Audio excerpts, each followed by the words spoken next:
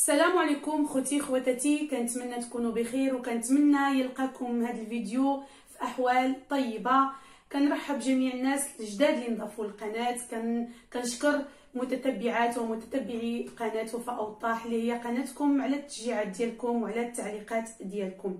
خوتي خواتاتي كاملين بكم عارفين بلي ان ازمه فيروس كورونا كان عندها تاثير كبير ماشي فقط على القطاع الصحي، وانما كان عندها واحد التاثير سلبي وخطير وكبير على القطاع الاقتصادي بصفه عامه. وكان يعني حاله طوارئ كانت يعني كشفت على العديد من النواقص خصوصا فيما يتعلق بالقطاع الزراعي. لذلك الحكومه وباسم الوزير الهجره كان خرج وعلن على مجموعه من الاجراءات. الحكومه دارت مجموعه من الاجراءات اللي هي ولا سلسله من الاجراءات ولا تدابير استثنائيه باش يديروا يعني يجعلوا التوظيف اكثر مرونه. وخرج وزير الهجره خوسي لويس سكريبا.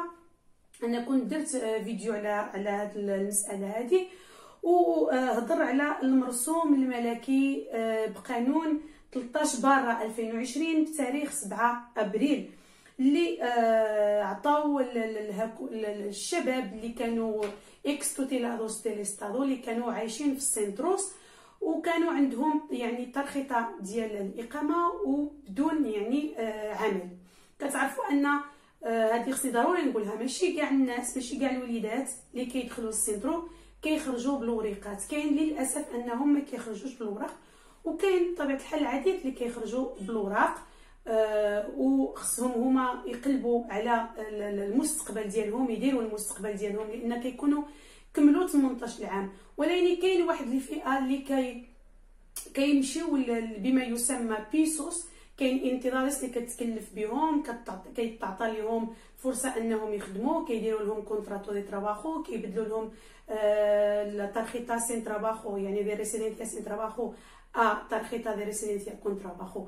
المهم على اي حنايا غادي انا نهضر لكم على هاد الشباب اللي كيكون عندهم كيخرجوا من السنترو كيكون السن ديالهم ما بين 18 حتى ل 21 عام، وما كتكونش عندهم تارخيتا دي ريسيدنسيا كون تراباخو يعني كتكون عندهم فقط تارخيتا دي ريسيدنسيا. هؤلاء الشباب هذا المرسوم يعني بالضبط يعني بعد شهر وبتاريخ يعني مرسوم ملكي اخر بقانون 19/2020 بتاريخ 26 في مايو. يعني ضروري يعني في هذا المرسوم هضر على ان هاد الشباب غيتعطى ليهم اللي غيخدموهم في القطاع الزراعي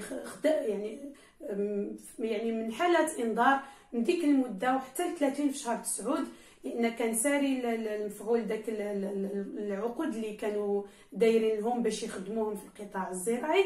هاد الشباب غادي تعطى ليهم تصاريح ديال الاقامه والعمل لمده عامين. وكذلك دوك الشباب اللي كانوا منين دخل المرسوم الملكي هما بداو كيخدموا وداروا 22 عام حتى هما غادي يستفدوا من هذا التصريح هذا. ولكن في ذاك المرسوم الثاني اللي خرج ما حدوا ليناش وما هضروش على يعني الشروط اللي خصهم يديروا هاد الشباب باش انهم يتحصلوا على هاد البطاقه ديال الاقامه والعمل. ودابا بالضبط نهار 30 يعني في هاد الشهر يعني 30 في شهر 9 ل 3 ايام هذه عطاو التعليمات وعلنوا على هاد الشروط هادو. لذلك يعني كنشوف ان هذا الفيديو مهم لهاد الشباب وغيستافدوا منه مجموعه من الناس اللي كنتمنى انكم تبارطاجيو هذا الفيديو. هاد الشروط هما هادو. اول حاجه هادو اللي غيدفعوا لها التصريح ماشي اللي كيشغلوا هاد الشباب، انما هاد الشباب اللي كانوا كيخدموا هما اللي خصهم يطلبوا، هما اللي خصهم يطلبوا تارخيتا دي ريسيدنسيا دي دوس انيوس كون تراباخو، هما اللي خصهم يعملوا هاد التراميتي. ولكن ولا ما قدوش يقدوا يمثلوا شي واحد اخر. هذه من جهه اخرى عندهم مده ديال الشهر من 1 اكتوبر اللي بالبارح حتى ل 31 اكتوبر باش يعملوا يعني يديروا هذا الاجراء هذا. كذلك هاد التراميتاسيون خص يديروها الكترونيا تيليماتيكامنتي ما يقدوش يمشيو ولا كلشي الكترونيا، كلشي تيليماتيكامنتي. وحاجه مهمه بزاف بالنسبه للقطاعات فين غيخدموا بهذا التصريح، كيتعطى لهم المجال مفتوح باش يخدموا في اي قطاع هما اختاروه. يعني ولا بغاو مثلا يخدموا في قطاع يخدموا في ما نعرف الصحه، ولا شي قطاع مثلا اخر اللي هما بطبيعه الحال عندهم الكفاءه وعندهم التجربه ولا عندهم التكوين في داك المجال، ولا باش بغاو يخدموا فيه ما عندهمش شي قيود، ما كيتطرحش عليهم داك القيد انهم لا خصهم ضروري يخدموا في القطاع الفلاحي. عندهم مجال مفتوح يختاروا اي قطاع، وفي اسبانيا كامله. ماشي مثلا هما ولا خدموا في ويلبا ولا خصهم لا دابا ضروري يخدموا تما بديك الترخيطه، نو في اسبانيا كامله لقاو في شي خدمه في شي موطع يمشيو ويخدموا في اي قطاع.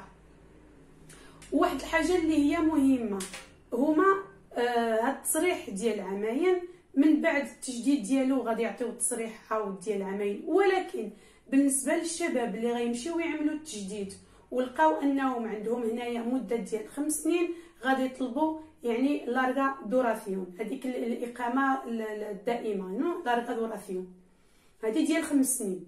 هذه مهمه. كنظن ان هما هادو التعليمات ولا هاد الشروط اللي كيطلبوها اللي هي اساسيه. المهم كان عندكم شي سؤال تقدروا تطرحوه، وانا ان شاء الله غندير يعني بحال دائما كندير المستحيل باش انني نجاوب على الاسئله ديالكم. هادو هما الشروط اللي هما مهمه، يعني خصهم هما يدفعوا هما لراسهم، عندهم مده شهر. نعم كيردوا عليهم شهر من بعد، يعني فوقاش من النهار اللي غيدفعوا يحسبوا شهر، خص يكون عندهم الجواب. ولا ما جاوبوش عليهم وفات الشهر ما جاوبوش عليهم، ديك الساعه غادي يعرفوا بلي انه هو الرفض من خلال الصمت الاداري. هذه اللي كنت نسيت، وانا عارفه ملي كنت كنهضر كنقول راه نسيت شي حاجه. هادو هما الشروط، ماشي صعيبه، ماشي يعني خصهم ضروري انهم يثبتوا بلي انهم كانوا خدامين في هذه الفتره، يعني من خلال 13 في شهر 3 حتى 30 في شهر 9 انهم كانوا هما كيخدموا ما تخلاوش على داك العمل، ما داروش باخا فولونتاريا، كانوا هما كيخدموا وحتى تقضى لهم تسالى لهم الكونطرا، غيثبتوها بكونطرا ديال العمل. وهذه الوثيقه اللي هي اساسيه اخوتي خواتاتي، هذه هي الوثيقه. ما خصهمش هادوك الشباب اللي كانوا مثلا سمحوا في الكونطرا هادوك لا، هذا ضروري خص يثبتوا بانهم كملوا يعني العدد ديالهم ولا الكونطرات ديالهم اللي كانوا خصهم ديك المده اللي كان خصهم يخدموا فيها، يعني في داك القطاع الزراعي.